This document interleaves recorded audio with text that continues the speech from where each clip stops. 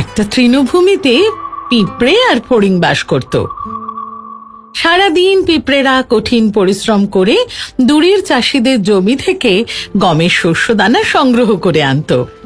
তারা খুব নিয়ম মেনে কাজ করত। প্রত্যেক দিন সকালে সূর্য ওঠার সাথে সাথে তারা মাঠে যেত আর মাথায় করে ভারী শস্য বয়ে নিয়ে আসতো। গমের শস্যদানাগুলো তারা খুব সাবধানে তাদের ভাঁড়ার ঘরে রেখে আবার মাঠে ফিরে যেত। উল্টো দিকে ফড়িং ছিল অলস। সে সারা দিন ছায়ায় বিশ্রাম নিত, নিজের মনে গান গাইতো আর সুস্বাদু খাবার খেত। সে সব সময় ফুর্তিতে থাকতো আর ভবিষ্যতের কথা ভাবতো না। সে সব সময় সারাদিন পরিশ্রম করা বেচারা পিঁপড়েদের কথা ভেবে কষ্ট পেত। এভাবে দিন কাটতে থাকলো আর ফড়িং ঘাসের মধ্যে অলস ভাবে আরাম করে খেয়ে দিয়ে বিশ্রাম করতে থাকলো আর মনের খুশিতে গান গাইতে থাকলো, কারণ ওর কোনো কষ্টই ছিল না।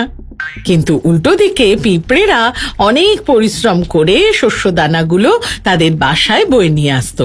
একদিন যখন পিঁপড়েরা শস্যদানা বইছিল, একটা পিঁপড়ে শস্যদানার ভার বইতে না পেরে পড়ে গেল। সে ক্লান্ত ছিল আর চোটও পেয়েছিল, কিন্তু ফড়িং সে পিঁপড়েকে সাহায্য না করে তার দিকে তাকিয়ে হাসলো।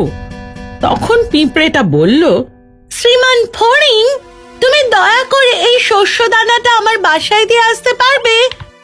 তাহলে আমার সত্যিই খুব উপকার হবে। কিন্তু ফড়িং তার কথা না শুনে নিজের মনে গান গাইতে থাকলো। অনেক কসরত করে পিঁপড়েটা সেই শস্যদানাটা নিজেই তুলল। তোমরা এত কাজ কেন করছো পিঁপড়েরা? ফড়িংটা বলল, এসো বিশ্রাম করো, আমার গান শোনো। গ্রীষ্মকালের দিন, চারদিকে ঝলমলে রোদ্দুর, কাজ করে বেকার এত সময় নষ্ট করে কি লাভ? পিঁপড়ে ওর কথা না শুনে মাথা নিচু করে আরো তাড়াতাড়ি মাঠের দিকে যাওয়ার চেষ্টা করলো। এটা দেখে ফড়িং আরো জোরে হেসে উঠল। আরে বোকা পিঁপড়েরা! সে তাকে চিৎকার করে বলল, আরে এসো আমার সাথে নাচো, মজা করো। এত কাজ বাজ করে কি লাভ? আমি শীতের জন্য খাবার সঞ্চয় করছি, পিঁপড়ে বলল, আর আমি তোমাকেও সেটা করতে বলছি। শীতের জন্য ভেবে কি লাভ?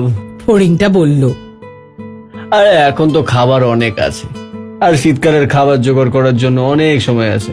কিন্তু পিঁপড়ে জানতো তার কি করা উচিত, তাই সে আবার নিজের কাজ করতে চলে গেল।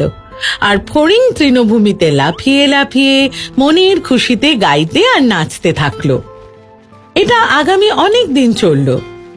শীতের জন্য প্রস্তুত হওয়ার পরিবর্তে ফড়িং নিজের অবসর সময় নাচতে, গাইতে আর খেলতে পছন্দ করত।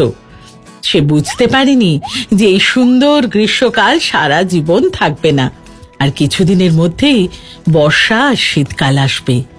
গ্রীষ্মকাল পেরিয়ে শরৎকাল এলো, আর শরৎকাল পেরিয়ে শীতকাল এলো।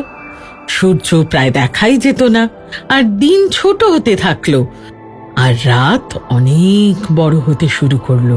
ভয়ঙ্কর ঠান্ডা পড়লো আর তুষারপাত শুরু হলো। ফড়িংটা ঠান্ডা হাওয়ায় কাঁপতে থাকলো।